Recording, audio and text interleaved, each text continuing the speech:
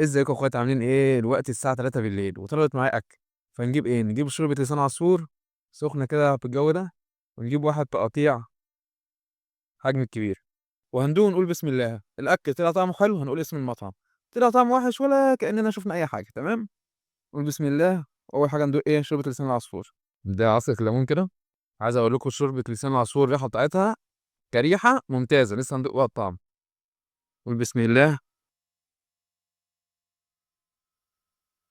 اقسم بالله العلي العظيم احسن شوربه لسان عصفور دقتها من المطعم. عنده سندوتش ونشوف.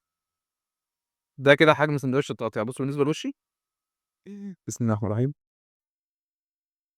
ده بقى عصره ليمون كده.